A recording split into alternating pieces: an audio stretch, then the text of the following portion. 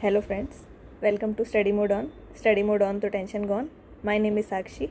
I am a qualified chartered accountant and I am going to teach you one of the most important subject of class 11 commerce, that is business studies. तो हम इसके second chapter पे थे, that is forms of business organisation. इसमें हमने अलग अलग forms के बारे में पढ़ा. लास्ट वीडियो में मैंने आपको जॉइंट स्टॉक कंपनी के बारे में समझाया था एंड जॉइंट स्टॉक कंपनी में हमने उसका मीनिंग, मेरिट्स एंड लिमिटेशंस के बारे में पढ़ा था. बट एक्चुअली वो टॉपिक बड़ा था तो हम उसको अब नेक्स्ट पार्ट में कवर कर रहे हैं. इसमें हम टाइप्स ऑफ कंपनीज़ के बारे में पढ़ेंगे. तो आज ये चैप्टर भी कंप्लीट हो जाएगा, ये टॉपिक भी कंप्लीट हो जाएगा. तो टाइप्स ऑफ कंपनीज़. अब कंपनी तो हमने पढ़ लिया था क्या होता है.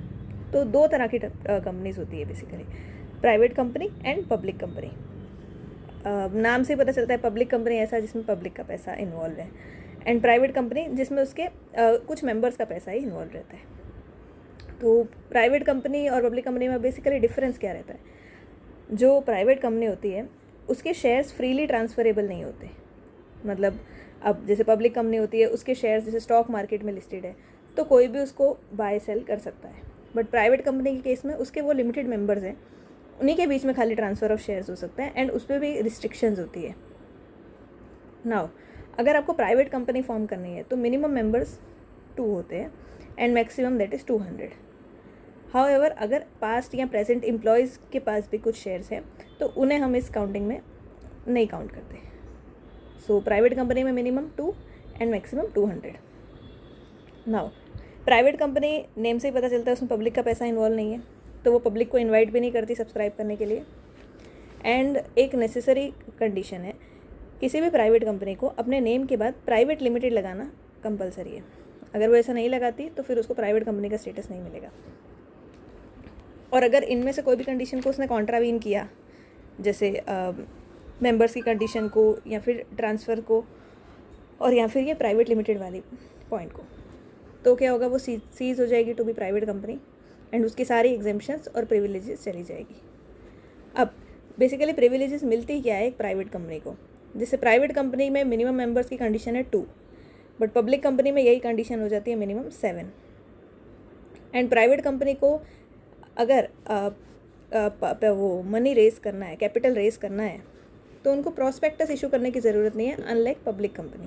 बिकॉज पब्लिक कंपनी में जब हम पब्लिक से पैसा ले रहे हैं तो हमें एक प्रॉस्पेक्टस इशू करना पड़ता है कि basically what is our requirement, मतलब हम किस पर्पस के लिए वो पैसा ले रहे हैं, एंड ऑल द जो भी नेसेसरी टर्म्स एंड कंडीशंस होती है वो उस प्रॉस्पेक्टस में मेंशन करनी होती है.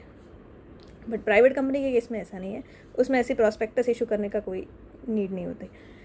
देन अब इसमें अलॉटमेंट ऑफ शेयर्स हो सकती है विदाउट मिनिमम सब्सक्रिप्शन.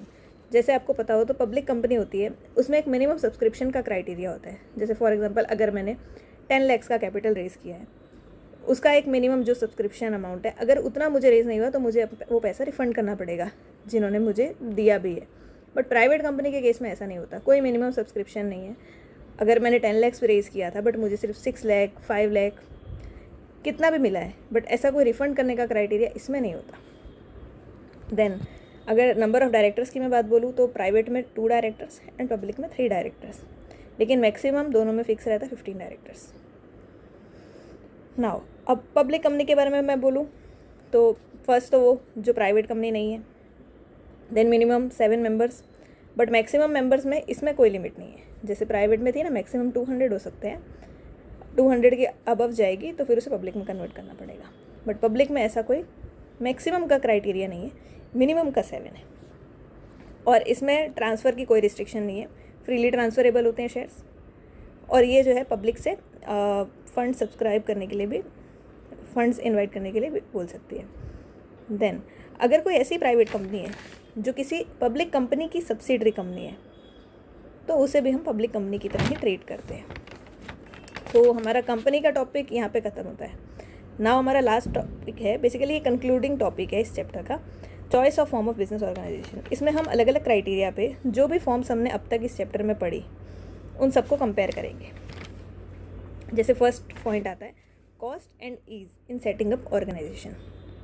अब इस पॉइंट का मीनिंग क्या है कि ऑर्गेनाइजेशन वाइज कौन से फॉर्म में कॉस्ट कम रहती है और उसको सेटअप करना ईजी है. अब हमने स्टार्टिंग में पढ़े थे sole proprietorship. Sole proprietorship most inexpensive है. इसमें बहुत मतलब लिमिटेड फंड से हम सोल प्रोप्राइटरशिप स्टार्ट कर सकते हैं। देन लीगल रिक्वायरमेंट्स भी इसमें मिनिमम होती है, लेकिन उसी के साथ स्केल भी स्मॉल होता है। अब पार्टनरशिप की मैं बात करूँ तो पार्टनरशिप में भी लीगल फॉर्मेलिटीज़ कम होती है। हाँ, सोल प्रोप्राइटरशिप के कंपैरिजन में ज़्यादा रहती है, but compare to other forms like company, cooperative society, उनके सामने कम होती है। कॉस्ट इसमें भी कम होती है और स्केल इसमें भी लिमिटेड ही होता है पार्टनरशिप फॉर्म में। देन अगर कंपनी की या कोऑपरेटिव सोसाइटी की मैं बात करूँ तो इसमें कंपलसरी रजिस्ट्रेशन करवाना ज़रूरी है। देन इसका प्रोसेस जो है, लीगल प्रोसीजर्स, वो लेंदी भी होते हैं और एक्सपेंसिव भी होते हैं, क्योंकि अलग अलग लीगल फॉर्मेलिटीज़ इन्वॉल्व रहती है। देन सेकेंड पॉइंट आता है लायबिलिटी।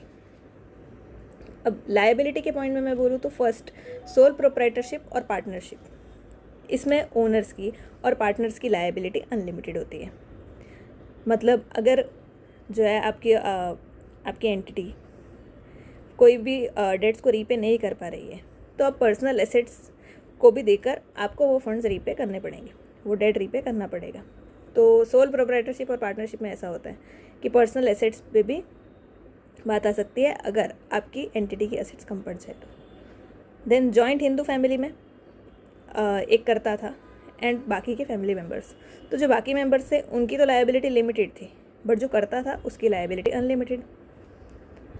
देन कोऑपरेटिव सोसाइटी और कंपनी की बात करें तो इसमें लायबिलिटी लिमिटेड होती है टू द शेयर, जितना शेयर आपका है उससे लायबिलिटी लिमिटेड होती है। एंड कंपनी के जितने एसेट्स हैं बस उतना तक ही रिस्पॉन्सिबल है। अब इन्वेस्टर्स के पॉइंट ऑफ व्यू से मैं बोलूँ तो उनके लिए कंपनी ज़्यादा सूटेबल है, क्योंकि उसमें रिस्क लिमिटेड है, क्योंकि वो खाली उनके शेयर तक ही उनका रिस्क है। लेकिन सोल प्रोप्राइटरशिप, पार्टनरशिप, इन दोनों में अनलिमिटेड थी। जॉइंट हिंदू फैमिली में करता कि अनलिमिटेड लायबिलिटी थी। देन आता है कंटिन्यूटी। अब सोल प्रोप्राइटरशिप और पार्टनरशिप, इसमें डेथ, इंसॉल्वेंसी, इनसैनिटी या ऐसा कोई भी मतलब कोई भी ऐसा रीज़न हो जिसकी वजह से वो पर्सन कंटिन्यू नहीं कर पाएगा, तो ये बिज़नेस की कंटिन्यूटी पे भी इफेक्ट आ जाएगा। लेकिन joint Hindu family, cooperative society और कंपनीज के केस में ऐसा नहीं है। इसमें किसी पर्टिकुलर पर्सन की वजह से उसकी कंटिन्यूटी पे इफेक्ट नहीं आएगा। देन आता है मैनेजमेंट की एबिलिटी, सोल प्रोप्राइटरशिप। अब सोल प्रोप्राइटरशिप में एक ही पर्सन है जो सब कुछ हैंडल कर रहा है। अब कोई भी एक पर्सन, चाहे वो कितना भी टैलेंटेड हो, बट वो सब एरियाज़ में एक्सपर्ट नहीं हो सकता। तो कहीं ना कहीं एक्सपर्टीज़ की गाइडेंस, एक्सपर्टीज़ की नॉलेज, वो कहीं ना कहीं वहाँ पे कम पड़ जाती है। हाँ, लिमिटेड स्केल पे आपको इतना इशू नहीं आएगा, बट अगर आप उसको थोड़ा और एक्सपेंड करना चाहेंगे, थोड़ा और प्रिसीजन चाहेंगे उस काम में, तो वो इसमें इतना पॉसिबल नहीं है सोल प्रोप्राइटरशिप के केस में। अब कंपनी फॉर्म है या पार्टनरशिप, इसमें वर्क डिवाइड हो जाएगा, बेटर डिसीजन मेकिंग होगी, तो मैनेजमेंट डिसीजन भी बेटर ले पाएगी। लेकिन अब लोग ज़्यादा है तो कन्फ्लिक्ट्स भी अराइज हो सकते हैं। मतलब एक ही कॉइन के टू साइड्स है। अच्छा भी है कि काम डिवाइड हो जाएगा, एक से ज़्यादा लोगों का सलाह हो जाएगा कि कैसे, मतलब एक्सपर्टीज़ भी आ जाएगी अलग अलग लोगों की। लेकिन जितने लोग हैं फिर उतना अगर उनके ओपिनियन डिफ़र करेंगे तो कन्फ्लिक्ट भी हो सकता है। देन आता है कैपिटल कॉन्ट्रीब्यूशन। अब कंपनी के केस में लार्ज अमाउंट होता है, क्योंकि वो शेयर्स इशू करती है, लार्ज नंबर ऑफ़ इन्वेस्टर्स होते हैं। देन पार्टनरशिप फॉर्म्स में मैं बोलूँ, कंपनी के फॉर्म में कंपनी के हिसाब से कम होता है, बट सोल प्रोप्राइटरशिप से ज़्यादा, क्योंकि उसमें पार्टनर्स के कंबाइंड रिसोर्सेज होते हैं और सोल प्रोप्राइटरशिप में किसी एक ही पर्सन के रिसोर्सेज, जितना फंड उसके पास है वो। देन आता है डिग्री ऑफ कंट्रोल। कंट्रोल कितना रहता है? प्रोप्राइटरशिप, इसमें फुल कंट्रोल बिजनेसमैन का, फुल कंट्रोल उस पर्सन का जो उस बिज़नेस को हैंडल कर रहा है, क्योंकि सारे डिसीजंस वही लेने वाला है। अब पार्टनरशिप और कंपनी के केस में कंट्रोल हो जाता है शेयर। पार्टनरशिप में पार्टनर्स के बीच में शेयर, दोनों को मिलके दो है या जितने भी हैं मतलब पार्टनर्स, उन सब के बीच में कंट्रोल डिवाइड हो जाएगा। देन कंपनी के केस में तो कंप्लीट सेपरेशन ही हो जाता है ओनरशिप और मैनेजमेंट का। जैसे कंपनी ने शेयर से शुरू किए, तो जिनके पास शेयर है वो कंपनी को मैनेज नहीं करते, उसके लिए एक अलग से मैनेजमेंट होती है जो उसको मैनेज करती है। तो ओनरशिप और मैनेजमेंट तो कम्प्लीटली सेपरेट हो जाता है। देन आता है नेचर ऑफ बिजनेस। अब नेचर ऑफ बिजनेस में आता है प्रोप्राइटरशिप के केस में कस्टमर्स के साथ डायरेक्ट कॉन्टैक्ट रहता है जो प्रोप्राइटर है। अब कोई भी आप छोटी सी शॉप ले लो आपके घर के आसपास, अब वो जो पर्सन है वो डायरेक्टली जानता है अपने कस्टमर्स को, क्योंकि उसका रोज़ का मिलना है उन सबसे।